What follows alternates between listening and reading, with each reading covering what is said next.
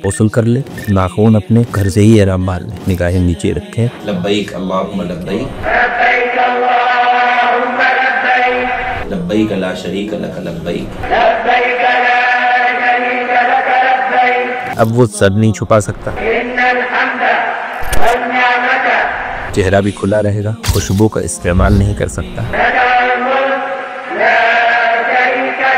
हज में जाने वालों के अंदर एक हैबत होती है, एक परेशान होते हैं, वहाँ दुआ करिएगा, बड़ा डर लग रहा है, कोई साथ में आलिम नहीं है। कि इंसान को इंतहाई मुतमईन रहना चाहिए, वो ज़ियूफ़ुर रहमान अल्लाह का मनमान। इमाम अबू हनीफा रहमतुल्लाह अलैहि, अल्लाह हमको मुस्तजाबुद दावत, जो भी हम दुआएं करें वो अल्लाह ताला कबूल करे। फ़िक्र आखिरत के लिए दुआएं ज़्यादा करें, सिर्फ फ़िक्र माश और फ़िक्र दुनिया ही के लिए वो दुआ नहीं करें। एहराम की हालत में हजर अस्वद के करीब न जाए। जिस तरह नमाज में इंसान नीचे देखता है, तवाफ में भी उससे बिल्कुल इसी तरह देखना चाहिए। दुआ का पढ़ना असल नहीं है, दुआ का करना है। कैफियत दिल की तभी बनती है जब इंसान खुद दुआ मांगे। हुजूर सल्लल्लाहु अलैहि वसल्लम ने ये फरमा दिया, मस्जिद नबवी में कोई शख्स नमाज पढ़ेगा तो उसको 50,000 नमाजों का सवाब मिलेगा, मस्जिद हरम में पढ़ेगा तो उसे 1,00,000 नमाजों का सवाब मिलेगा। इसलिए हर शख्स को, देवबंदियत बरेलवियत, हर शख्स को ये चाहिए कि वहाँ पर बाजमात नमाज पढ़े। इससे एक तो इत्तेहाद पैदा होता है। जिस तरह हम कंधे से कंधा मिलाकर खड़े होते हैं, हमारे दिल भी आपस में ऐसे ही मिले, पर रुख भी एक चाबी जाए रिसेप्शन पर दे दे।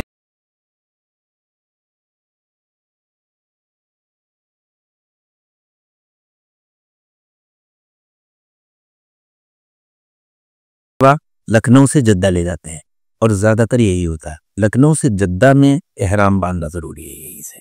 हाँ, थोड़ा सा बताएं कि एहराम जो है कब बांधना चाहिए और उसके क्या शरायत हैं। एक तो एहराम के सिलसिले में एक दो बातें और जहन में रख लें कि जहाँ पर ये जब सामान रखें, हालांकि उसका ताल्लुक मसले से नहीं है, मसले से हटकर है, तो गिरबास्ते इंतजामी उमूर से है। अगर जद्दे जाना है तो लगेज में कभी भी एहराम ना रखें। हाँ, ये बहुत इंपॉर्टेंट है, हमारे साथ भी ये हुआ, लोगों ने लगेज में रख दिया और वो लगे, फिर वो दुश्वारियाँ हो गई, ज़ाहिर है वो जद्दा। तो लगेज में एहराम ना रखें, एहराम हैंड बैगेज में रखें। बल्कि मैं लखनऊ वालों को तो ये मशवरा दूंगा कि वो घर से ही एहराम बांध लें, लेकिन जो इधर उधर के हैं वो सिले हुए कपड़े पहन ले और वहां जाके बांध लें। एयरपोर्ट सऊदी एयरलाइन में भी तो होता है, हम अंदर अंदर की ऐसा होता है कि एहराम तो मीकात से पहले बांधना चाहिए जी। अब हिंदुस्तान वालों की मीकात यलमलम है, सऊदी एयरलाइंस जब यहाँ से चलती है तो तकरीबन 2 घंटे के बाद मीकात आती है, 2-2.5 घंटे के बाद सऊदी एयरलाइंस में ये ऐलान हो जाता है। मीकात आने से पहले ऐलान होता है, ऐलान होता है। हाँ। अच्छा, एक बात जहन में रखें कि एहराम इन कपड़ों का नाम नहीं है, एहराम तो नियत का नाम नहीं है। तो अगर कोई शख्स बगैर नियत के ये सिर्फ कपड़े डाल ले, नहीं ये कपड़े पहन ले और सिले हुए कपड़े जो है अपने रख ले, नियत ना करे, क्योंकि जब तक नियत नहीं करेगा जब तक एहराम की पाबंदियां शुरू नहीं। नियत करे जब तकरीबन 1.5-2 घंटे का सफर हो जाए। दूसरी ये है कि अगर ऐसा नहीं करे, मतलब वो ऐलान हो रहा है और ये सो रहा है फ्लाइट में, हमको तो बहुत जल्दी नींद आती, वही हमारा समाज था कि अगर सो गए ना, सो जाते हो क्या मसला होगा। फिर आमतौर से फ्लाइट में होता ही है कि एयर होस्टेस की तरफ से जो शुरू में कोई खुशबूदार चीज़ भी दे दी गई, हाँ, खाना वगैरह आता है, उसमें टिश्यू पेपर होता है, वो उसके लिए फ्रेश होने के लिए उसमें खुशबू होती है और एहराम के बाद खुशबू का इस्तेमाल नहीं कर सकते। तो हम लोगों को राय ही दिया करते हैं कि लोग एहराम हज हाउस में ही बांध लें। हज हाउस में वैसे भी एक दिन पहले पहुंचना चाहिए और जब और सामान उनका वहां चले ही जाता है सारा, तो हज हाउस चूंकि एयरपोर्ट का ही एक हिस्सा है और अब तो लगेज वगैरह भी हज हाउस में ही, हज हाउस लखनऊ लगेज वगैरह भी हज हाउस में ही हो, तो एहराम यहीं से बांध लें और यहाँ से बांध के जब निकले तो ये सब दुश्वारी नहीं है उसमें। और अभी नियत ना करें, सिर्फ बांध ले एहराम और नियत बाद में जहाज के अंदर कर ले। थोड़ा सा क्लियर, हम आपके भी स्पीच सुनने थे। एहराम बांधने के बाद में हज हाउस से हाजी ने एहराम बांध लिया, उसके बाद में उसको क्या करना है? 2 रकात आपने एक शवा बड़ी मजा है कि उसमें तकरीर हम आपकी सुन रहे थे। हाँ, वो उम्रे के सिलसिले पढ़िए उसमें समझ ले। हाँ, ये बात भी अच्छी। देखिए, सबसे पहले तो ये है कि बाज़ चीज़ें तो वाजिबात में से हैं, बात फ़र्ज हैं, बाज़ सुन्नत हैं और बाज़ मुस्तहब हैं। फ़र्ज अगर छूटेगा तो वो अमल ही नहीं होगा, वाजिब छूटेगा तो दम देकर काम चल सकता है, सुन्नत छूटेगी तो सुन्नत का जो सवाब है उससे महरूमी होगी। कोशिश ये करना चाहिए कि हज में जो वाजिबात हैं, जो फ़राइज़ हैं, जो सुनन हैं, जो मुस्तहब्बात हैं, सब पर अमल हो तो सबसे अच्छा है कुल। तो उसके लिए हम जो बताएंगे शुरू से एहराम के सिलसिले में, उसमें सब चीज़ें आ जाएगी। एहराम जब बांधने का इरादा हो तो इंसान को नाखून अपने, बाल जो ज़ेर नाफ हो वो, ये सब पहले से वो कर ले। बाल अपने ज़रूरी नहीं मुड़वा ले, बड़े बाल हो तो छोटे करवा ले। वे सोचेगा कि बाद में फिर बाल नहीं रहेंगे तो कैसे हम फिर मुंडा करवाएंगे, अफजल है जी। खैर ये सब करवाने के बाद गौसल कर ले। गौसल करना न फ़र्ज़ है न वाजिब है, ये एक सुन्नत अमल है। गौसल कर ले। गौसल करने के बाद पोंछ भी सकता है साबुन से अच्छी तरह से। गौसल करने के बाद फिर सिले हुए कपड़े तो उतार ही देगा। जूते, कोई ऐसी जूते न पहने कि जिसमें ये उभरी हुई हड्डी जो है वो छुपी हो। ये ऐसी चप्पल ले ले, वो पहन ले, जूते वगैरह। उसके बाद गौसल तो बतला दिया, गौसल करना। औरतें भी, औरतों के लिए नहीं, औरतों के लिए हम साथ साथ बता दें, हम औरतों का हम अलग बताते। अभी हम मर्दों को सुन लीजिए कि गौसल कर ले, नाखून वगैरह ये सब काट ले, और उसके बाद फिर अगर नियत नहीं भी कर रहा है तो खाली एहराम के कपड़े, एहराम के एक ऊपर से डाल ले, एक नीचे तहबंद की तरफ बांध ले एहराम। उसके बाद अगर मकरूह वक्त ना हो, ये ध्यान में रखें कि जब एहराम बांधने को वो थोड़ी सी वजह मकरूह वक्त, जैसे फजर की नमाज के बाद का वक्त ना हो, आसिर की नमाज के बाद का वक्त ना हो, और जो है सूरज जब आसमान पर होता है, इस्तिवाए शम्स का उगना हो, ऐन दोपहर का इस्तिवाए शम्स, एक है जवाल शम्स, क्योंकि जवाल से पुआ से तो वक्त शुरू हो जाता है जोहर। अगर मकरूह वक्त ना हो कि जिस वक्त नफिल पढ़ना मकरूह है, ऐसा वक्त ना हो तो फिर 2 रकात पढ़ ले। ये 2 रकात पढ़ना फ़र्ज वाजिब नहीं है, बेहतर है पढ़ ले जी तरह। ये 2 रकात जब नमाज पढ़े तो इसमें सर को छुपा कर पढ़े, चाहे वही एहराम की चादर से सर छुपा ले कर सके, या एहराम की चादर कंधे से डाल ले तो टोपी लगा ले। 2 रकात ये पढ़ ले मुख्तसरन, इसमें क़रात कर ले, इसमें सूरह इखलास वगैरह पढ़ ले। 2 रकात के बाद सलाम फेर ले। अब हम ये पूरा तरीका बतला रहे हैं इस टाइम। 2 रकात के बाद सलाम फेर ले। सलाम फेरने के बाद तलबिया पढ़े। एक मर्तबा तलबिया पढ़ना तो फ़र्ज़ है, लाजिम। उर्ज़ु लब्बैक अल्लाहुम्मा लब्बैक, लब्बैक ला शरीक लक लब्बैक, इन्नल हम्दा वन निअमत लक वल मुल्क ला शरीक लक। अच्छा, एक 3 मर्तबा कहना सुनना तो बेहतर यह होगा कि 3 मर्तबा कहे, और हर हज में जाने वाला तलबिया को ज़बानी पहले से याद रखे। एक चीज बीच में, चूंकि हमने देखा है तलबिया के बारे में बहुत दूसरी कंट्रीज के लोग देखा है, इंडियन को तो नहीं देखा है, वो एक मजमे के साथ आते हैं, एक शख्स जो है तलबिया सबको पढ़ाता है, तो वो बेहतर तरीका है क्या, या हर हाजी को तलबिया? हर हाजी को अपना तलबिया खुद पढ़ना चाहिए, ये पढ़ाने वाला सिलसिला ये अच्छा नहीं। अच्छा, वो तो पहली बात यह है कि वो तवाफ़ के दौरान पढ़ाते हैं, और तवाफ़ के दौरान तक के लिए है, वो एक सवाल है, दिख के लाए हैं जी। यहाँ पर बस ये समझ लें मुख्तसरन कि तलबिया 3 मरतबा पढ़ कर लिया, उसके बाद नियत कर ली उम्रे की, चूँकि यहाँ से जा रहा है हज तमत्तो में तो उम्रे की नियत करे जाए, ठीक है। तो अरबी में कह ले चाहे अल्लाहुम्मा इन्नी उरीदुल उम्रता फयस्सिरहा ली व तक़ब्बलहा मिन्नी, या फिर उर्दू में कह रहे कि अल्लाह मैं उम्रे का इरादा कर रहा हूँ, इसको आसान फरमा और कबूल फरमा। अब जब इसने नियत कर ली, तलबिया भी पढ़ लिया, तो अब ये मुहरिम हो गया, यानी एहराम की पाबंदी अब इस पर आयद हो, यानी उसके रूल्स अप्लाई होने लगे जी। अब यह है कि हमने जैसा कि शुरू में बतलाया था कि अगर कोई शख्स सिर्फ चादर पहन ले और नियत ना करे तो अभी एहराम की पाबंदियां शुरू नहीं होंगी। हाँ, अब वो बैठ गया जाके फ्लाइट में, 1-2 घंटे के बाद फिर नियत कर ले, तो अब दोबारा नमाज नहीं पढ़ना है, बस खाली नियत कर ले। नियत करना मतलब ये है कि तलबिया पढ़ ले और ये कह ले कि मैं उम्रे का इरादा कर रहा हूँ, उसको आसान फरमा, कबूल फरमा। अच्छा, तो जब नियत करेगा जी उस वक्त से ये तमाम पाबंदियां है था, ठीक है। यहाँ पर एक रुक के एक बात और समझ लें, जो अगरचे को सवाल तो नहीं था, कि जब इंसान यहाँ से लखनऊ जाएगा तो यहाँ से जाने में तो वो मुसाफिर है, रास्ते में जो नमाज पढ़ेगा, सीतापुर में पढ़ना हुई, सिदौली में हुई, तो वो कसर करेगा। लखनऊ में भी अगर जमात से पढ़ेगा तो मुकम्मल पढ़ेगा, पूरी नमाज पढ़ेगा, क्योंकि मुसाफिर ही जमात से, लेकिन तन्हा अगर पढ़ रहा है तो कसर करेगा, क्योंकि सफ़र शुरू जी। अब उसके बाद जब जा रहा है तो कोशिश ये करे कि नमाज उसकी कोई क़ज़ा ना हो, नमाज पढ़ के बैठे, पढ़ के ही फ्लाइट पे बैठे, अगर कुछ ऐसा वक्त है। और अगर नहीं है, ये समझता है कि अभी वक्त शुरू नहीं हुआ है, तो कोई बात नहीं, बैठ जाए फ्लाइट पे। नमाज के ताल्लुक से भी दरमियान में हम चूँकि उसी बहुत अच्छा लग रहा है आपका जी ये लंबा हो गया आप कोई बात है के लीजिए। आमतौर से लोग करते क्या है, हमने देखा है कि फ्लाइट में सीट पर बैठे बैठे ही नमाज पढ़ लेते हैं। लोगों को देखा देखी नमाज का वक्त हुआ तो उन्होंने अगर बावजू है तो नियत बांध ली। ये बिल्कुल सही नहीं, नमाज नहीं होती, क्योंकि नमाज में क़याम फर्ज है। सऊदी एयरलाइंस में पीछे जगह भी होती कि जाकर इंसान पढ़ ले, वहां खड़े होकर पढ़ सकता है। तो बगैर उज़्र के फर्ज को छोड़ना ये दुरुस्त नहीं है। तो ये हमारे आज़मीन हद समझ लें कि वो नमाज उनकी बिल्कुल सही नहीं होगी जो उन्होंने जहाज में बैठकर पढ़ ली है, नमाज दोहराना पड़ेगी। हाँ कि नमाज जो है फ्लाइट में खड़े होकर पढ़े और पीछे मस्जिद होती है। अच्छा, हम जो कि तरतीब से पूछ रहे हो तो उससे मतलब रहे हैं कि जब एहराम पहन लिया तो हज एहराम की पाबंदियां शुरू हो। पाबंदियां क्या हैं ये भी इतला भूल गई।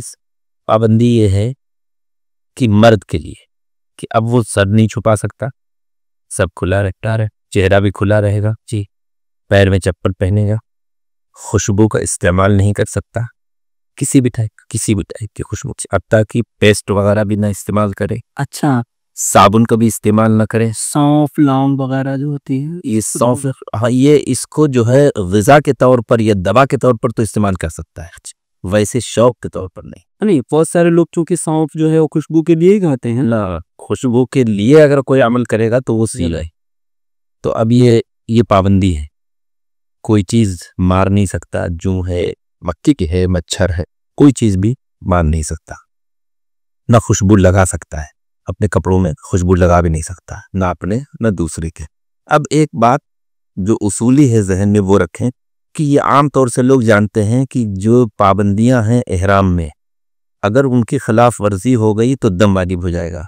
आमतौर से ये बात जी शुद्ध जी, ये बिल्कुल सही है, लेकिन ऐसा नहीं है कि एकदम अगर उस उसूल के खिलाफ हो गया, मतलब सिले हुए कपड़े नहीं पहन सकता, बनियान है, अंडरवियर है नहीं पहन सकता, जूते नहीं पहन सकता, सर नहीं छुपा सकता, मतलब सर तो उसे खोलना जरूरी। लेकिन अगर जो पाबंदियां हैं उसकी खिलाफ वर्जी हो गई तो फौरन दम वाजिब नहीं होगा। उसका एक उसूल है, उसको समझ ले।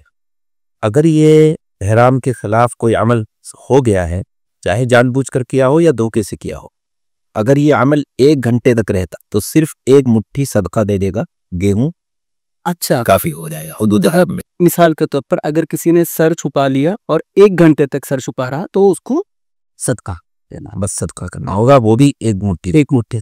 अगर ये अमल उसका 11 घंटे तक रहा, सर छुपा रहा, कोई चीज पहन ली, सिले हुए कपड़े पहन लिए, 12 घंटे से कम रहा, तब भी सिर्फ 1.25 किलो गेहूं दे देगा, काम चल जाए। अच्छा जो सदक़े की मिक़दार है सब का, सबका फितर की। अच्छा 1 घंटे वाले सिर्फ 1 मुट्ठी सबका, ठीक है। अगर ये अमल उसका 12 घंटे या उससे जायद हो गया, यानी निस्फ यौम से आधे दिन से जायद हो गया, तब उसके ऊपर दम वाजिब होगा, यानी उसको एक बकरे या बकरी की कुर्बानी करना पड़ेगी। तो ये बहुत इम्पोर्टेंट एक पॉइंट है, ये दम के बारे में जो आपने बताया कि दम कब वाजिब होगा। तो ऐसा नहीं कि अच्छा खुशबू के बारे में, अगर किसी ने खुशबू लगानी, हाँ, खुशबू का ये है कि खुशबू अगर जरा सी धोखे से लग गई हाँ और फौरन साफ कर दी तो सिर्फ सदका कर ले। अच्छा ठीक है, तो एकदम दम वाजिब नहीं होता है। अभी पूरी तफसील के साथ बताया जी।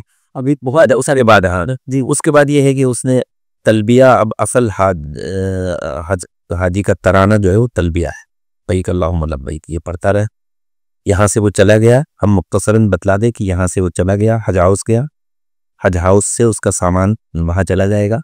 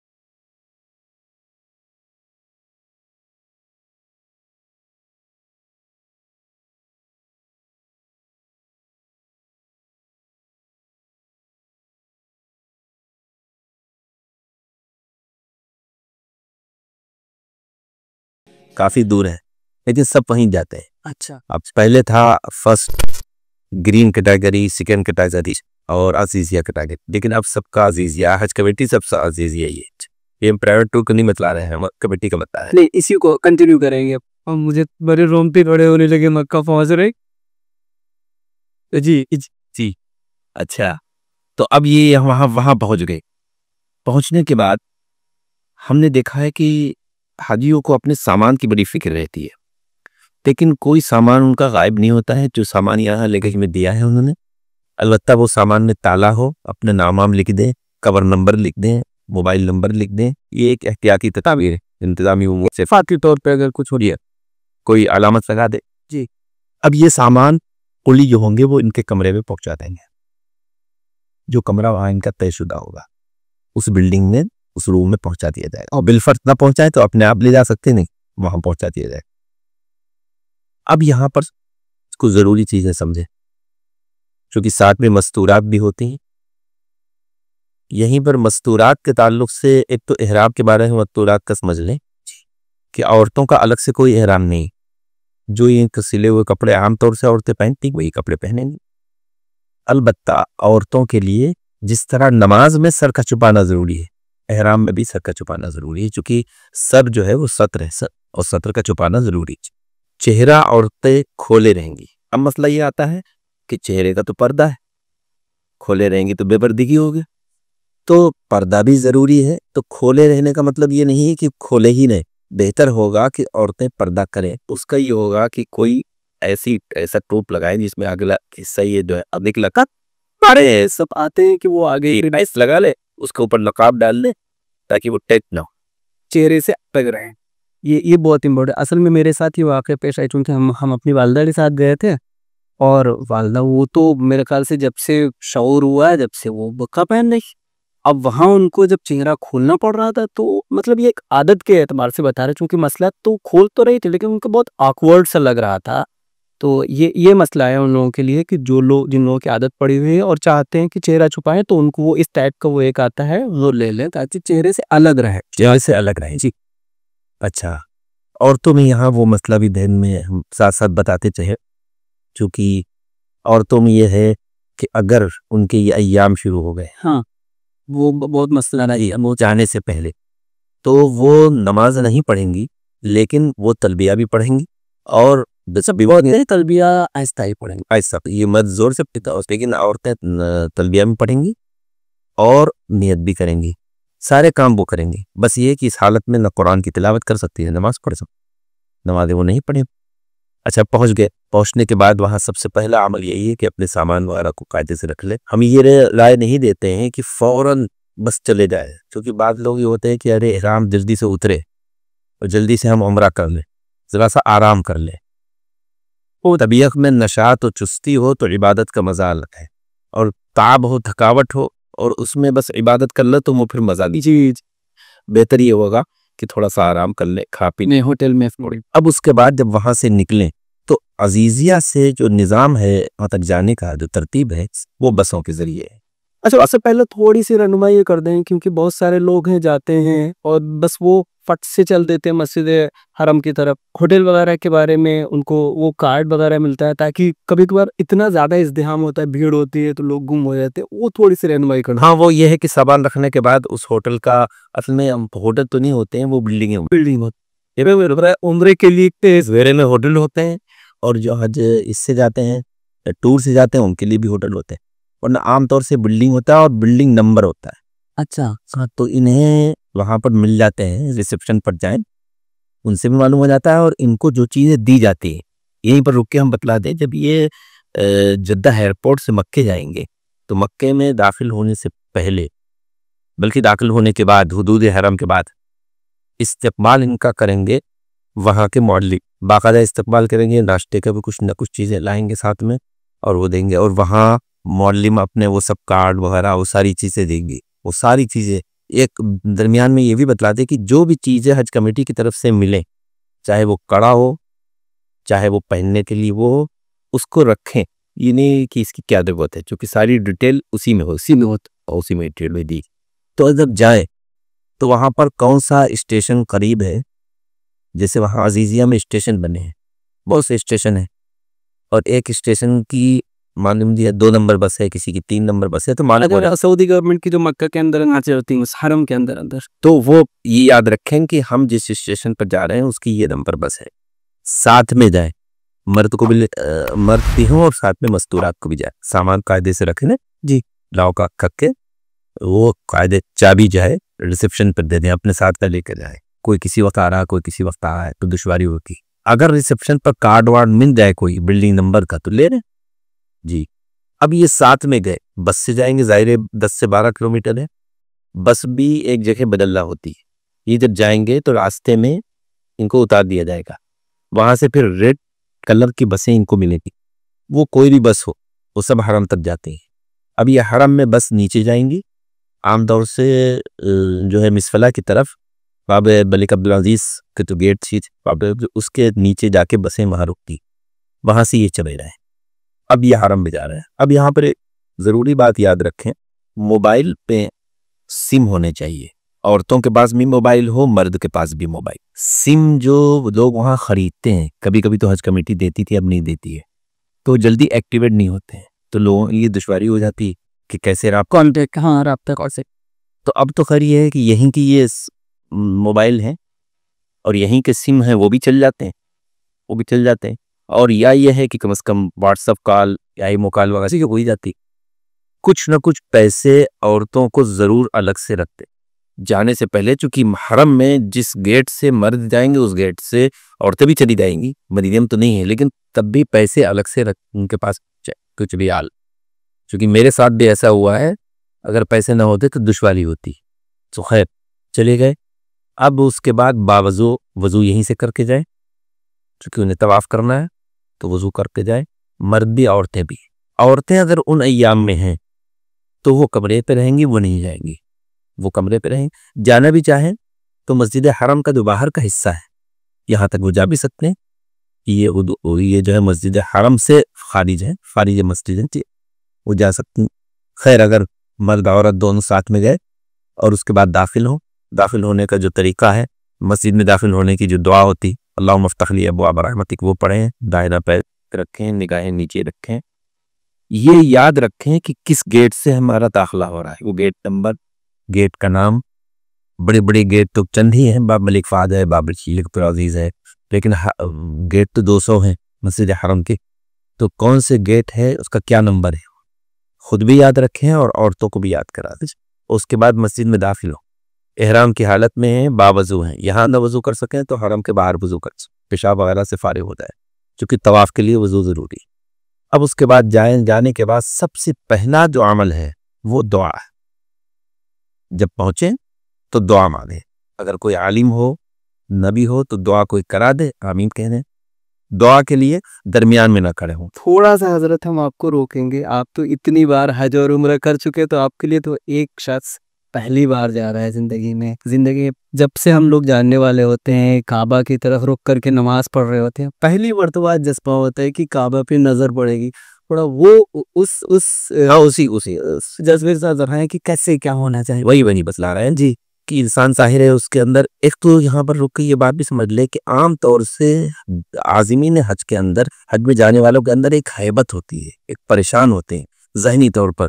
लोग उसको कहते हैं दुआ करिएगा कि बस सब कुछ हो जाए, बड़ा डर लग रहा है, कोई साथ में आलिम नहीं है, कैसे क्या होगा, हम अनपढ़ हैं, जाहिल हैं। तो एक बात हम यहीं पर रुक कर बतला दें कि इस सवाल से पहले कि इंसान को इंतहाई मुतमईन रहना चाहिए, और ये वो सोचे कि वो ज़ुयूफ़ुर रहमान है, अल्लाह का मेहमान।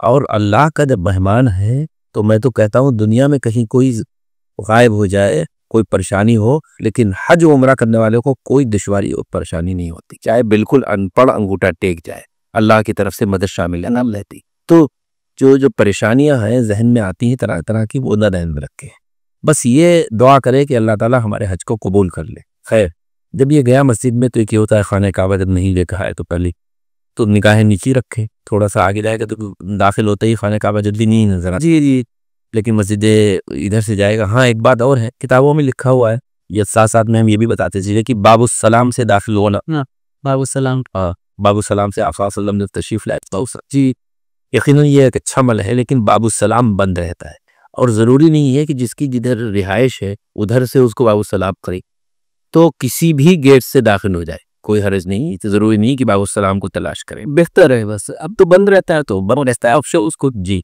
ऑप्शन ही नहीं, जहाँ से भी दाखिल हो, निकाहें नीची हो जाए, फिर उसके बाद दुआ करे। बीच में जो रास्ता हो उससे हटकर कहीं भी किसी भी खंबे की आड़ में कर बस खाने काबा नजर आ दुआ करे। दुआ कोई भी ये बहुत इंपॉर्टेंट बात है कि साइड में हट करके, क्योंकि रश बहुत ज्यादा रहता है, तो उसकी वजह से अगर आप बीच में खड़े हो गए और लोग वहां से जा रहे हैं तो लोगों को तकलीफ होती है। इस वजह से हजरत ने ये चीज मेंशन की कि किसी साइड में जगह खड़े होकर दुआ करे। अब क्या दुआ करे? इमाम अबू हनीफा रहमतुल्लाह अलैह जब हज करने के लिए गए तो उन्हें ये दुआ की थी कि अल्लाह हमको मुस्तजाब दावत बना। दुआ की शुरुआत इस तरह करें। वैसे तो शरीक पढ़े और रब्बना ज़लमना अनफुसना पढ़े, जो भी पढ़े, ज़ाहिर है जब ये दुआ कर लेगा कि हमें मुस्तजाब दावत दी, जो भी हम दुआएं करें वो अल्लाह ताला कबूल करे, तो जाहिर है फिर उसके बाद फिर दुआ करें। अब वहाँ के हज़रत इमाम हनीफा अपनी ज़हानत खस प्याना का सबूत दिया तो उसके बाद दुआ करे जी। इसके बाद दुआ अपने लिए करे, अपने बच्चों के लिए करे, फिक्र आखिरत के लिए दुआएं ज्यादा करे। सिर्फ फिक्र माश और फिक्र दुनिया ही के लिए वो दुआ करे मैं जी, ये बहुत अहम है। आदमी अपनी कारोबार के लिए तो दुआ कर, लेकिन उसे आखिरत की फिक्र नहीं। दुआ में कोशिश करे कि उसके आंखों से आंसू जो है अश्कबार हो, और दुआ में वहां पर वैसे भी खाने काबा को देखते ही तो अजीब कैफियत होती है जी। लिखा है कि इंसान अल्लाह अकबर कहे, अल्लाह अकबर कह ले खाना काबा को देखते हुए, तो ये भी एक अमल कर ले। और उसके बाद बहरहाल दुआ के लिए जितना भी दुआ कर सकता है वो इतनी देर दुआ करे जी। उसके बाद अब उसका सबसे पहला अमल है तवाफ को शुरू करना। अब इसमें मशवरा ये है कि जब वो जाए तो जाहिर है उसके घर वाले हैं या जो भी उसके ग्रुप वाले हैं साथ में हैं, तो अब उसे पहली मरतबा गया है, उसे यही नहीं मालूम है कि कहाँ से तवाफ शुरू किया जाएगा। और ये सब जानते हैं कि हजर अस्वद से ही तवाफ शुरू होता जी। तो उसकी एक अलामत तो ये है कि खाने काबा के 4 कोने, उसका एक तरफ मिजाद रहमत है, ये परनाला है जी जी। जिस तरफ परनाला है उसके बिल्कुल अपोजिट साइड हजर अस्वद होगा। मसलन ये खाने काबा, इधर परनाला है और ये सब मिजाद रहमत कहलाता है, तो इधर हजर अस्वद। एक तो उसको ग्राफिक में भी दिखा देंगे जी जी फोटो दा। इसकी एक तो अलामत ये जी। दूसरी अलामत ये है कि जिस तरफ हजर अस्वद है उसके बिल्कुल सामने ग्रीन लाइट हरा रॉड है, हाँ रॉड लगा रखे बाद पता चले, आगे पता लग जाए जो है वो पता लग जाएगा, उसके सामने आ जाए। अब दाखिल हुआ है वो किसी और तरफ से, उसे आना हजर अस्वद के सामने। तो तवाफ की शुरुआत जो होगी वो हजर अस्वद होगी। अच्छा, वो दूसरी एक बात और काफी याद रखें कि जब इंसान एहराम पहनता तो एहराम में दोनों कंधों पर चादर उसकी होती, ऐसे इधर से डालता है उसके बाद डाल देता है, कोई हर्ज नहीं। लेकिन और तलबिया पड़ता है। 2 बातें याद रखें कि जब एहराम पहनता है तो एहराम के बाद तलबिया ही है, तलबिया पढ़े जितना भी हो सके। लेकिन जब तवाफ शुरू करेगा तो तलबिया बंद करते ही बंद हो जाए। और उसके बाद एक सुन्नत अमल है। अच्छा, एक चीज शायद रह गई हमसे कि तवाफ से पहले वुजू करना जरूरी, ये तो हमने बताया। अच्छा अभी अब जी बताया तवाफ में वुजू जरूरी। तवाफ चूंकि नमाज की ही तरह इस तरह बगैर वुजू के नमाज सही नहीं होती, बगैर वुजू के तवाफ।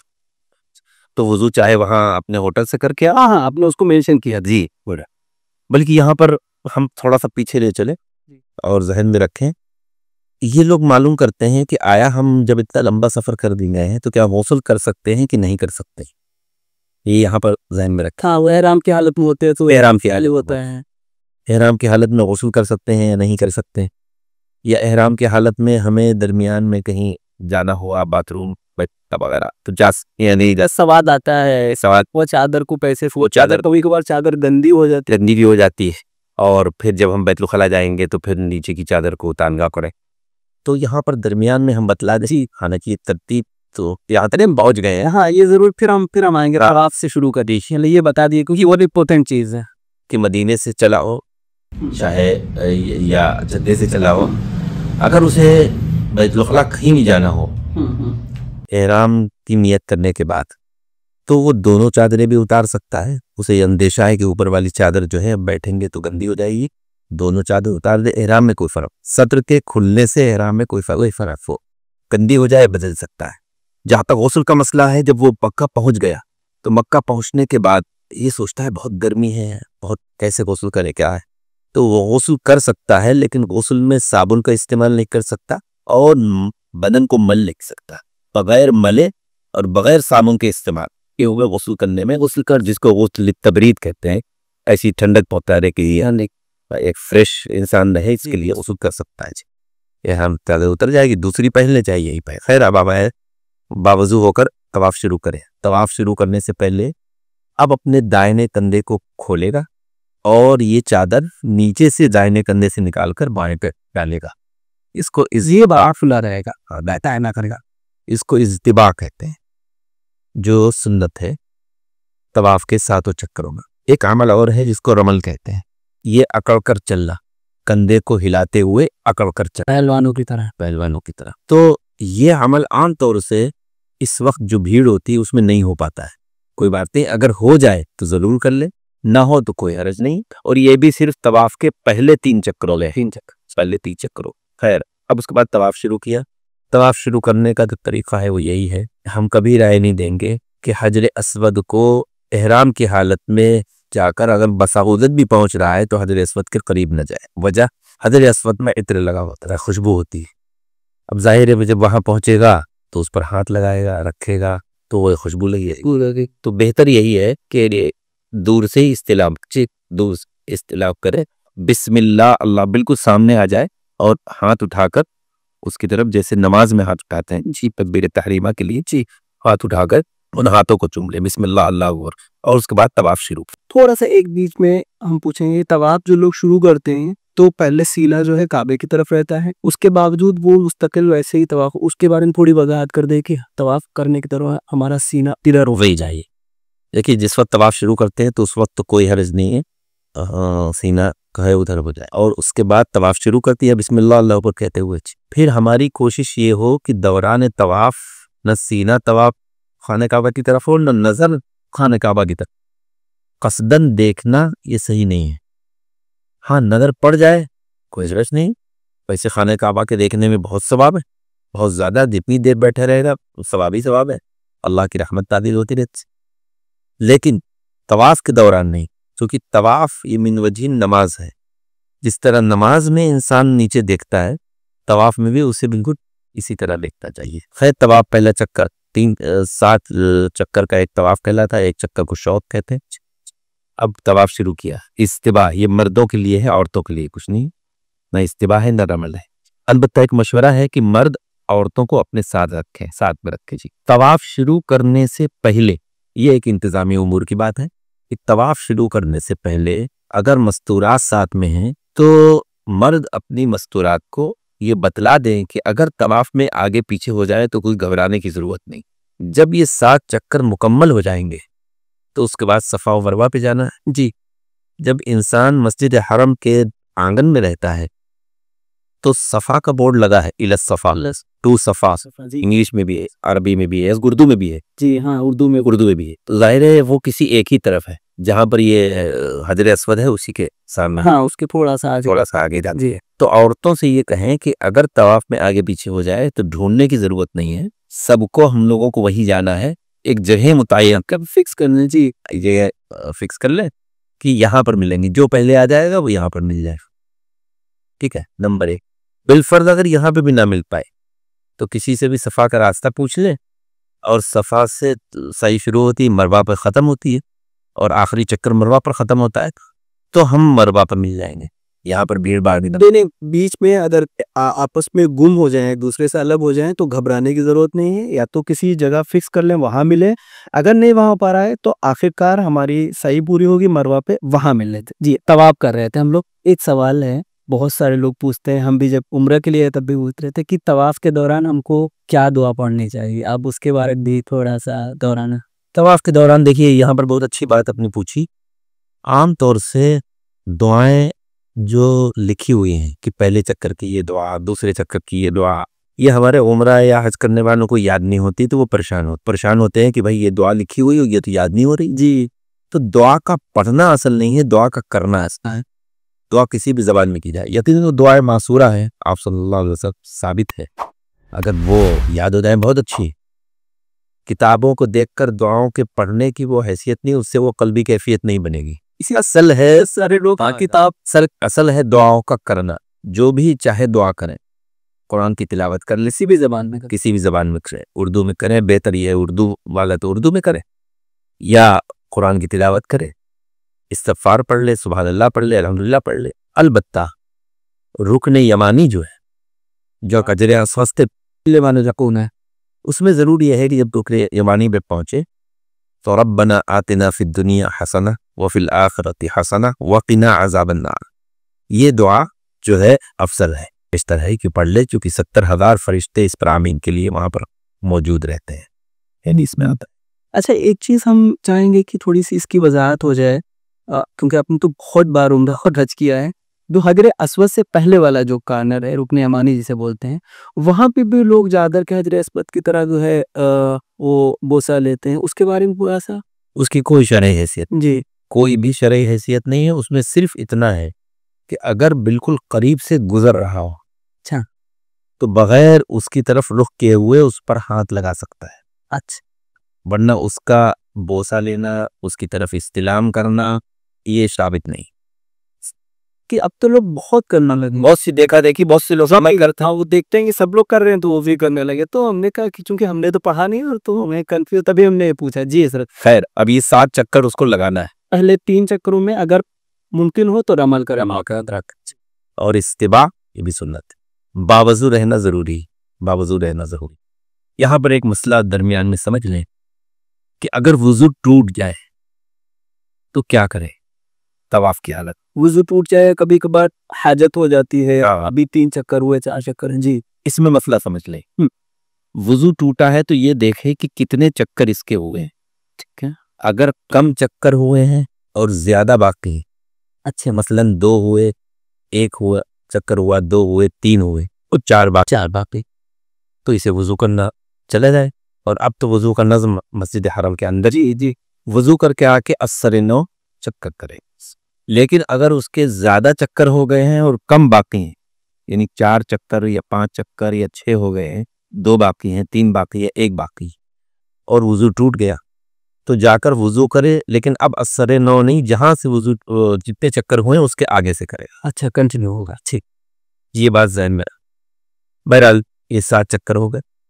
उम्रे का ये पहला अमल है, तवाफ जो रुकन है, और ये अमल हो गया, एक अमल उम्रे का हो गया। उसके बाद 2 रकात नमाज पढ़ना वाजिब है। ओके, तवाफ वाजिब तवाफ। इसको भी जहन में रखें कि अगर मकरूह वक्त है, यानी असर के बाद का या फजर के बाद का वक्त है, तो ये तवाफ की नमाज अभी ना पढ़े। अच्छा, बाद में किसी बाद में पढ़, ठीक, सही के बाद ही पढ़ सकता है। अच्छा, एक चीज इसमें हम पूछेंगे, क्योंकि हमने बहुत देखा लोग करते हैं कि जब तवाफ कर रहे होते हैं तो इस्तिबा करते हैं कि दाहिना कंधा खोल लेते हैं। अब वो तवाफ 7 चक्कर हो गए, अब जब वो 2 रकात वाली में तवाफ पढ़ते हैं तब भी वो खुला रखते हैं, उसके बारे में क्या है? उनको ढक लेना चाहिए? नहीं, ढक लेना चाहिए, लेकिन अगर खुला भी रखे तो उसके वजह से कोई दम नहीं वाजिब होगा। अच्छा, लेकिन बेहतर है कि वो ढक ले, सही में भी ढके ही है। तो अभी तवाफ हो गया, 7 चक्कर हुए, 7 चक्कर के बाद में अगर मकरू वक्त नहीं है तो वाजिब तवाफ 2 रकात नमाज कहाँ पढ़ना चाहिए? बेहतर तो ये देखिए, वहाँ कुरान की आयत पर अगर इंसान अमल करे,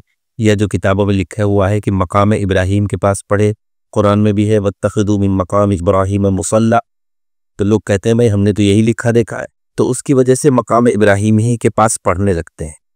लेकिन अब इस वक्त इतना रश होता है कि अगर मकाम इब्राहीम के पास नमाज पढ़ेगा, जैसा कि लोग घेर लेते हैं दूसरों को चीज में अपना जी उसको, ये बिल्कुल सही है, ये ईज़ा है, और ईज़ाए मुस्लिम तो हराम है, और वो इतनी मुकद्दस है क्या कि ये मुकद्दस है।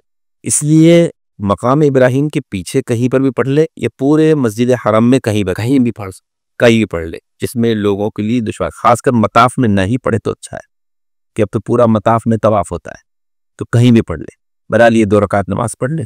2 रकात नमाज के बाद जमजम पीना चाहे तो आबे जमजम पी ले, लेकिन कोई ऐसी जरूरी नहीं है कि ये तरतीब कोई वाजिबात में से। हाँ, अच्छा, हमने देखा है, हम चाहते हैं कि आप उस पर थोड़ा सा आवाम को बताएं कि लोग इसको इतनी अहमियत देते हैं कि चूंकि वो रास्ता भी वहीं से होता है और वाटर कूलर रखे होते हैं, लोग अपने जिस्म पे डालते हैं, और फर्श चूंकि इतना होता है, वो फिर पानी पड़ता है, लोगों को खतरा रहता है फिसलने का, तो उसका नहीं, वो देखिए ऐसा है कि जमजम की अपनी फजीलत है, ग़िज़ा की नियत से, जिस नियत से पिया जाए उसका वो है, तो वो करे, लेकिन उसको बिला वजह बहाएं या आपके ऊपर वो करे। एक ज़माने में तो हमने तो कुआं भी देखा है, नीचे उतर कर लोग जाया करते थे, तो बंद कर दिया गया, इसी मताफ में ही था। आब ज़मज़म के ये है कि जो कूलर रखे रहते हैं, बस उसमें एक तरफ से दाहिनी तरफ से गिलास जो है गैर मुस्तामल है, इधर मुस्तामल है, तो वो लेकर और पिए। इसका ख्याल रहे कि पानी गिरे ना, क्योंकि फर्श पे गिरता है फिर नो आपको तकलीफ होती है। यहीं पर एक बात रुक के ज़मज़मी के सिलसिले में, आमतौर से ये लोग समझते हैं कि ज़मज़म खड़े होकर ही पीना चाहिए, जबकि खड़े होकर पीने की इजाज़त है और अफजल है। अच्छा, बेहतर है कि खड़े होकर पी, बैठकर भी पिया जा सकता है, कोई नहीं, बैठकर पीने में भी कोई हर्ज नहीं है, खड़े होकर पीने अफजल है। और उस वक्त ये दुआ अगर याद है कि अल्लाहुम्मा इन्नी असअलुका इल्मन नाफ़िअन व अमलन मुतक़ब्बलन व शिफ़ाअन मिन कुल्लि दा, किसको चाहे उर्दू में कहने कि अल्लाह मैं तुझसे नफ़ा देने वाले इल्म का सवाल करता हूँ और ऐसे अमल का जो कबूल किया जाए और हर मर्ज से शिफा का। ये ज़मज़म पीने के वक्त की दुआ है। उस वजह पर आब ज़मज़म पी लिया, जो ये न समझे कि तरतीब है, लेकिन बेहतर है, वो थक गया है, थोड़ा सा पानी पीना है, तो उससे प्यास इसी से बुझा ले और उसके बाद जाए सई के लिए। सई के लिए जाए, सई भी अब कई मंजिला है, चाहे नीचे जाए और बिल्कुल ग्राउंड फ्लोर पे चला जाए या फर्स्ट फ्लोर पर या सेकंड पर, जैसे भी हो, और साथ ही में चला जाए अपने मर्द औरतों को लेकर। वहाँ पर जाए तो चाहे वो कुरान की आयत इन्न सफ़ा वल मरवता मिन शाइरिल्लाह ये पढ़ ले जी, और ये कह दे कि शुरू जैसे अल्लाह ने शुरू किया जहाँ से, वैसे मैं शुरू करता हूँ, क्योंकि कुरान में भी सफ़ा का जिक्र पहले मरवा का बाद, तो सफ़ा से शुरू होगी, सही मरवा पे ख़त्म होगी। दुआओं की कबूलियत की जगहों में ये भी एक दुआओं की कबूलियत की जगह है, सफ़ा पर, सेकंड पे सफ़ा पर। लेकिन सफ़ा पर खड़े होने में जब दुआ करे तो हाथ दुआ की तरह उठाए, ऐसे ना करे। बाद लोग वहाँ पर भी इस्तिलाम करते, वो खाने काबा की तरफ, वो किताबों में तो लिखा हो इतनी ऊपर चढ़ जाए नूरिज़ा वगैरह में, या किताबों में कि खाने काबा नजर आए, लेकिन अब नजर नहीं आता है क्योंकि अब तो सब बन गया है। खैर, वहाँ पर दुआ कर ले मुख्तसरन, जो भी दुआ पढ़ना चाहे। अब उसके बाद अब जाए वो सफ़ा से मरवा की तरफ। इसमें भी दुआओं के सिलसिले में याद रखें कि सई में भी हर चक्कर की दुआ किताबों में लिखी हुई है कि पहले चक्कर की ये दुआ, दूसरे चक्कर की ये दुआ, लेकिन उन दुआओं का पढ़ना असल नहीं, यहाँ भी दुआओं का करना ही असल है।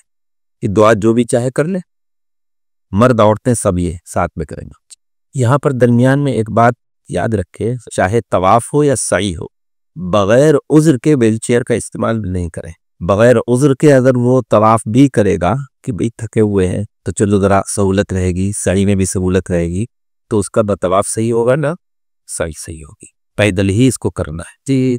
कोई माजूर हो, बीमार हो, और बात है जी, तो अबराल तवाफ यहाँ से सही शुरू की, सही वाजिबात में से है। यहाँ पर एक बात और ध्यान में रखें कि मान लीजिए तवाफ करने के बाद वुजू टूट गया, तो क्या आया सही के लिए भी वुजू ज़रूरी है? सही के लिए वुजू ज़रूरी नहीं है। अच्छा, तो वुजू जो है वो तवाफ के लिए जरूर, तवाफ के लिए ठीक है।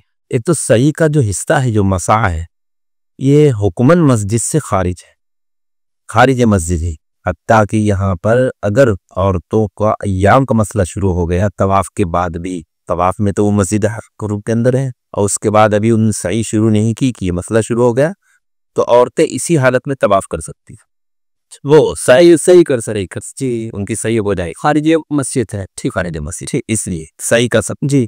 सही के बारे में थोड़ा सा हम चाहेंगे कि आप वजाहत करें, क्योंकि लोगों को कंफ्यूजन ज़्यादातर ये रहता है कि जब तवाफ करते हैं तो 7 चक्कर लगाते हैं, और जब हजर अस्वद से शुरू करते हैं हजर अस्वद पे ही ख़त्म होता है आके। सही में भी लोग उसी को फॉलो करते हैं कि सफ़ा से शुरू की और फिर सफ़ा पे आ गए, तो लोग सही हो सके। ज़रा इसकी वजाहत आप करना है। देखिए, सफ़ा से मरवा एक चक्कर होगा, और मरवा से जब दोबारा सफ़ा पर आएंगे तो ये 2 चक्कर, ये यहाँ से सफ़ा से मरवा जाएगा, 1 चक्कर हो जाएगा, और आखिरी चक्कर मरवा पे ही खत्म, 7 चक्कर, वरना वो तो 14 चक्कर हो जाएंगे। जी जी, हाँ, तो लोगों को ये असर ये रहता है, तो इसीलिए तो सीख के जाए तो नहीं हो जाए ऐसा। अच्छा, वो बीच में जो मीलान अक्सर, हाँ, उसके बाद समझा रहे कि जब सफ़ा से चलेगा तो बीच में मीलान अक्सर है। किसी ज़माने में तो पिलर हुआ करता, खंबा होता, हमने भी देखा है वो। अच्छा, लेकिन अब जो है तो लाइटें लगी, लाइटें हैं, रॉड है जी। तो जहाँ से ये ग्रीन रॉड हैन शुरू हुए, वहाँ से और जहाँ पर ख़त्म हुए, वहाँ जो अपनी आम रफ्तार है उससे निस्बतन कुछ तेज चले, मर्दों के लिए ही, औरत के लिए नहीं। औरत अपनी उसी रफ्तार से करे। चले, और दौड़े नहीं। बहुत बार लोग बहुत तेज दौड़ने लगते, तो दौड़े नहीं, बस ये है कि तेज चले, तेज कदमों से। और उसमें एक दुआ रब्बिग़फिर वरहम, ये सब इतनी लाइन मिल जाता है। रब्बिग़फिर वरहम अगर याद हो तो पढ़ ले, हाँ नहीं याद हो तो कुछ बात कुछ नहीं, दुआ जो भी चाहे पढ़ता रहे। हमने देखा है कई अलग अलग कंट्रीज के लोग ज्यादातर बहुत तेज तेज उस दरमियान दुआ कर रहे थे। मतलब उनका अंदाज कुछ अलग ही था। रब्बिरहमहुमा कमा रब्बयानी सगीरा गा गा के, तो ऐसा भी कुछ है। देखिए यहाँ पर हम लोग को एक बात बतलाते हैं, ये जो बास कंट्री के लोग होते हैं वो उसमें एक दुआ पढ़ता है, दूसरे पर आमीन कहते हैं, चाहिए उसी दुआ को दोहराते, ये सब सही नहीं। कैफियत दिल की जब वही है जब इंसान खुद दुआ मांगे। बेहतरी है कुछ दुआएं याद कर ले, या कोई कराने वाला हो तो करा दे, लेकिन असल तो मसला जो वाजिब अदा हो जाएगा सही कर से सही वाजिब है। फिर सफ़ा से मरवा गया जी, पर जाकर फिर मुख्तसरन दुआ कर ले, फिर मरवा से यहाँ आए। अच्छा यहाँ पर ये कंधा छुपा ही रहेगा, अब इसके बाद तो है नहीं, इसके बाद सिर्फ तवाफ पे में 7 चक्कर जी ठीक। तो उसके बाद फिर मरवा पर आखिरी चक्कर खत्म होगा। यहाँ पर भी एक इंतजामी उमूर के ताल्लुक से एक बात है कि जब सफ़ा से मरवा जाए और साथ पे मस्तूरात हैं, तो उनसे ये बतला दे कि यहाँ भी अगर कोई आगे पीछे हो जाए तो परेशान होने की ज़रूरत नहीं। कह रहे हमारे शौहर साहब मिल नहीं रहे हैं, हमारे भाई हमारे वालिद नहीं मिल रहे हैं, परेशान, तो अब वो सही में दिल भी नहीं लग रहा है, तो परेशान होने की कोई ज़रूरत नहीं। ये जो हमारे मर्द हजरात हैं वो अपने साथ मस्तूरात को, औरतों को ये बतला दे कि भाई आखिरी चक्कर यहाँ पर ख़त्म हो, जो यहाँ पर पहले आ जाए वो एक दूसरे का इंतज़ार कर ले। तुम्हारा अगर चक्कर पहले ख़त्म हो जाए तो तुम इंतज़ार कर लेना, हमारा हो जाएगा हमसे ही लेगा। ये वो ये जिससे इंसान जो है तो गायब नहीं होता, वो परेशान नहीं होता। अच्छा तो अभी 7 चक्कर हो गए, 7वां चक्कर मरवा पे खत्म हो गया, उसके बाद का अमल क्या है? उसके बाद का अमल ये है कि फिर उसके बाद पहले ये था कि मरवा से ही बाहर निकलकर दुकानें थी, लोग बहुत सारे फिर 2 रकात और वो एक तवाफ शुक्राने की है, पढ़ी जा सकती है और कोई हर्ज नहीं, मकरू वक्त ना हो तो पढ़ी जा सकती है। यहाँ पर एक बात और समझ ले, अक्सर मरवा पर कुछ बच्चे खड़े रहते हैं कैंची लिए हुए जी, और वो जो है कहते हैं कि लाइए भाई हम बाल बना लें। लेकिन जाहिर है हम इस वक्त कोई मसले की बात ज़्यादा नहीं कर रहे हैं, लेकिन चूंकि ज़्यादातर जाने वाले हिंदुस्तान पाकिस्तान से हनफी होते हैं, तो बाल का मुडवाना अफजल है, कसर की इजाज़त है, लेकिन वो कसर भी नहीं होता, वो तो कसर भी नहीं हो कुछ नहीं, इसलिए उनसे का मतलब होता है बाल कुछ कटा लेना, उसमें मतलब क्या होती है थोड़ा सा होती बराबर। हाँ मतलब ये है और ये टर्म है अरबी के, हलक का मतलब होता है सर मुड़ाना, तो बेहतर है कि हलक कराए यानी सर मुड़ाया जाए। जी जी खैर, तो उसके बाद फिर हरम में आ जाए और जिस गेट से वो दाखिल हुआ था मस्जिद हरम के, उसी गेट से बाहर निकले। बाहर निकलने के बाद किसी से पूछ ले कि मक्का टावर के नीचे बहुत दुकानें, अंदर चला जाए मर्द और जाकर वहाँ जो है वो अपने बाल मुड़वा ले। औरतें अपने जब वहाँ जाएं तो वो बालों की 3 लटें दाएं बाएं और पीछे से लेकर पूर्व के बकद उसको काट ले, बस ये भी वाजिब है। तवाफ देखिए, एहराम तो शर्त है, तवाफ रुकन है, फर्ज है, तवाफ 2 गाना वाजिब है, सही वाजिब है और बाल का मुड़ाना वाजिब है। ये उम्रा हो गया। थोड़ी सी वजाहत, क्योंकि आमतौर पे औरतों में गलती होती है कि 2 औरतें कर रही हैं, तवाफ करके आई, उम्रा करके आई, और वो अभी एक एहराम से निकली हैं कि उन्होंने दूसरे के बाल काटे। ऐसा एक मसला जब हम उम्रे के लिए गए थे तब आया था, तो कि अभी मान लीजिए दोनों औरतों ने उम्रा किया, तवाफ किया, सही कर ली, सही करने के बाद में एक औरत ने दूसरे के बाल जो है कैंची थी काटते, तो इसका मसला थोड़ी वजाहत कर दे, क्योंकि अभी तो वो एहराम में ही है तो वो काट सकते हैं। बेहतर तो नहीं, अपने आप ही अपने काटे जी, क्योंकि ये मसला मेरे सामने आया था। अच्छा तो अभी तो ये उम्रा हुआ, ये उम्रा हो गया, अभी उम्रा हो गया।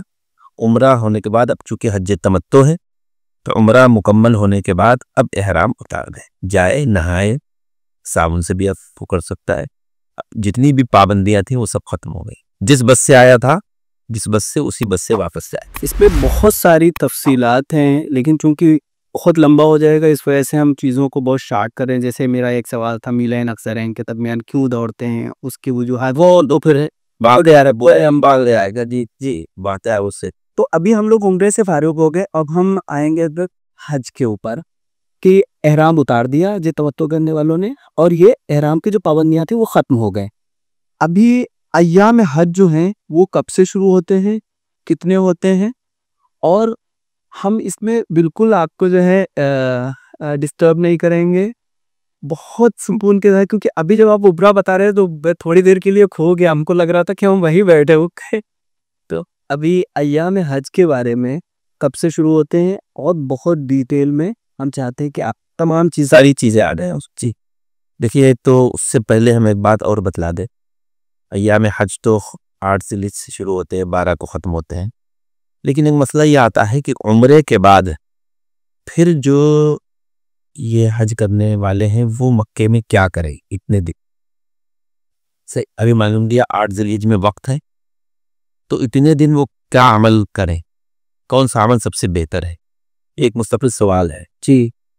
तो इसमें हम राय देंगे और मशवरा मेरा ये है कि जितने भी लोग जा रहे हैं वो अजीजिया में तो रहेंगे, लेकिन बाजमात नमाज पढ़ें हम मस्जिद हरम में। अच्छा, मस्जिद हरम में हो सकता है बाज़ लोग बाद ऐसे इलाकों से आते हैं, उसकी अहमियत के बारे में थोड़ा मशवरा।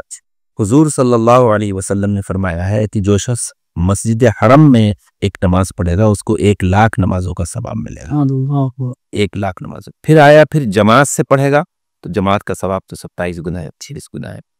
तो गोया कि एक नमाज जमात से पढ़ी तो 27 लाख नेकियां उसके नामे अमाल में लिख दी गई। अब एक दिन में 5 नमाजें हैं, आदमी कैलकुलेटर लेकर उड़े 27 लाख इंटू 5। हाँ इंटू 5। तो जाहिर है मैदान हशर में ज़रूरत तो नेकियों की बिल्कुल। मैं तो अक्सर एक बात कहा करता हूँ कि हज के अमल में एक तो हज हो गया, लेकिन इंसान करोड़ों नेकियां हुदूद हरम में कोई भी अमल करेगा तो 1 लाख गुना सवाब है। 1 रियाल खर्च करेगा तो 1 लाख रियाल खर्च करने का सवाब मिलेगा। नफल पढ़ेगा तो 1 लाख नफल पढ़ने का सवाब मिलेगा। कुरान की एक आयत रमज़ान में पढ़ेगा तो 10 से 70 गुना है, लेकिन वही कुरान का एक हरफ हुदूद हरम में पढ़ेगा तो उसको 1 लाख हर्फ पढ़ने का सवाब मिलेगा। तो खैर, तो यहाँ पर हम ये सबसे ये कहेंगे, आमतौर से तो बड़ी लापरवाही होती है कि नमाज बाजमात का एहतमाम करें और जहाँ तक हो सके मस्जिद हरम में ही नमाज पढ़ने आए। बाजमात नमाज औरतों के सिलसिले में यहीं पर जिसके है कि आमतौर से लोग ये समझते हैं कि जिस तरह हमारे लिए बाजमात नमाज है मस्जिद में, इसी तरह औरतों के लिए भी है। औरतों के लिए मसला नहीं है, वो चाहें तो ले आए, लेकिन औरतें बाज बूढ़ी हैं, बात वो हैं, बात नहीं आना चाहती हैं किसी वजह से, तो औरतों को सिर्फ नमाज पढ़ने के लाने को ज़रूरी न समझें। इस बात को ज़रूर जहन में रखें। हाँ, अगर तवाफ़ करना है कि भाई चलो भी तवाफ़ कर लेंगे या उम्रे के लिए जाएंगे, मस्जिद आयशा से जाके एहराम बांधेंगे, तब तो ठीक है। वरना अगर औरतें वहाँ भी रहें कोई कर्ज नहीं, लेकिन मर्द लोग बाजमात नमाज का एहतमाम करें और जितना भी ज़्यादा हो सके हज से पहले तवाफ़ करें। कसरत उम्रा से कसरत तवाफ ज्यादा बेहतर। हाँ, ये हमारा सवाल था, आपने के लिए पहले ही कर ली। जी। तो अय्याम हज से पहले इसका ख्याल रखें। चलो बीच में एक सवाल कर लें, बात काट करके कर रहे हैं और ये कोई कंट्रोवर्शियल नहीं है, लेकिन चूंकि हमने ये कई बार सुना कि बहुत सारे हजरात जो हैं वो हज के लिए उम्रा के लिए जाते हैं तो वहाँ भी जमात के साथ नमाज पढ़ने से एतराज़ करते हैं कुछ मसलकी इख्तिलाफात की वजह से। तो हम चाहते हैं थोड़ा उसके बारे में आप वजाहत कर दें कि ये अल्लाह ने जब ये फरमा दिया लक़द कान लकुम फ़ी रसूलिल्लाहि उस्वतुन हसना, तुम सब के लिए अल्लाह के रसूल में एक बेहतरीन नमूना है।